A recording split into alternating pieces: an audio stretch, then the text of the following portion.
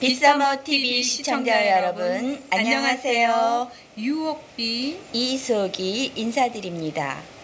새는 날아가면서 뒤를 돌아보는 일이 없다고 합니다.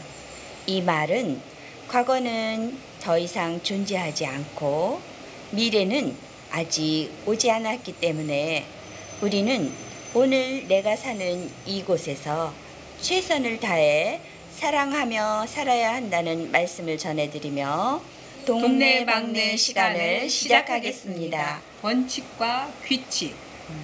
성공한 젊은 사업가가 출연한 TV 토크쇼가 끝날 무렵 사회자가 마지막으로 성공한 사람에게 가장 중요한 것이 무엇인지 한 말씀 부탁드립니다. 젊은 사업가는 잠시 생각하더니 다음의 이야기를 들려주었습니다.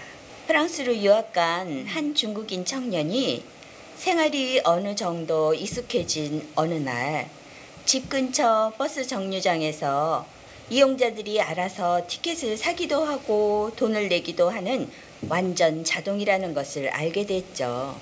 표를 검사하는 일도 드물고 시스템에 허점이 많아 티켓을 끊지 않고 버스를 탔을 때 걸릴 확률이 극히 드물다는 걸 발견한 청년은 그 후로 비용을 들이지 않고 버스를 타고 다녔어요. 조금 양심이 걸리긴 했지만 가난한 학생인데 뭘. 그런데 4년이 지난 후 청년은 명문대학을 졸업하고 파리에 있는 다국적 기업 여러 곳에 지원을 했죠. 학업 성적도 좋았고 지원한 것이 모두 아시아 지역으로 시장을 넓히려고 한다는 걸 알았기에 그는 자신만만했죠.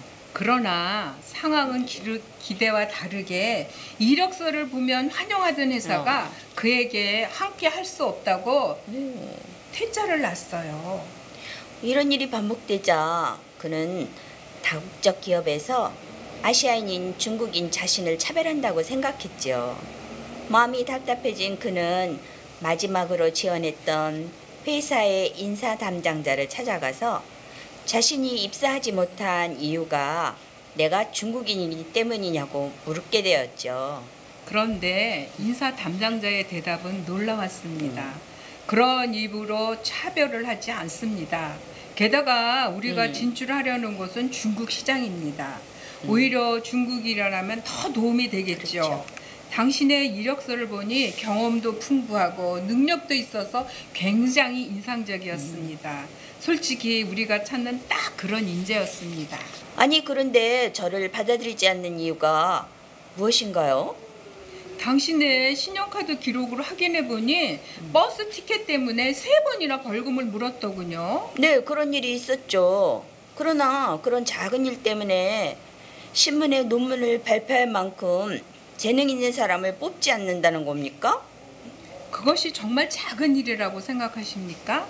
우리의 생각은 다릅니다. 네. 프랑스에 온 지 일주일 만에 티켓을 사지 않아 벌금을 물었을 땐 프랑스의 자동 발권 시스템에 익숙지 않아서 실수를 했구나 하고 이해할 수가 있는데 그러나 그 후에 2번이나 티켓 때문에 벌금을 물었다는 건 좀 다르죠.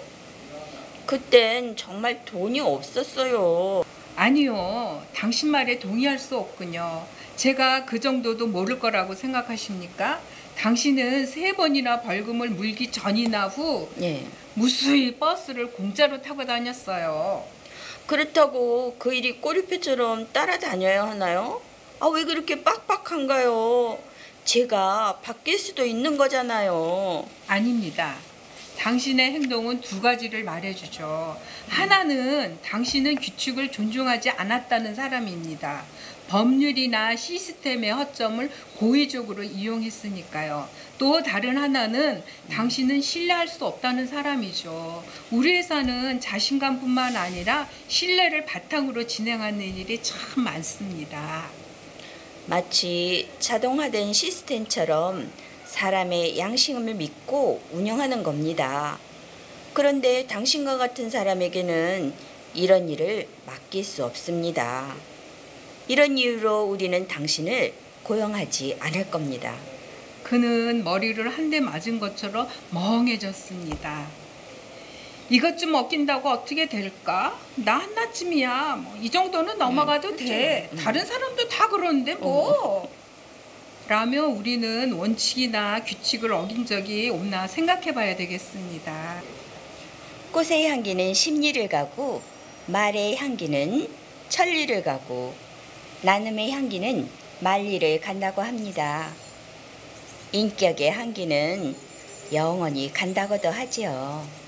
우리도 덕을 쌓고 복을 짓는 아름다운 삶을 살아갔으면 좋겠다는 말씀 전해드리며 동네방네 시간을 마치겠습니다. 지금까지 유옥비 이수옥이었습니다. 안녕히 계십시오.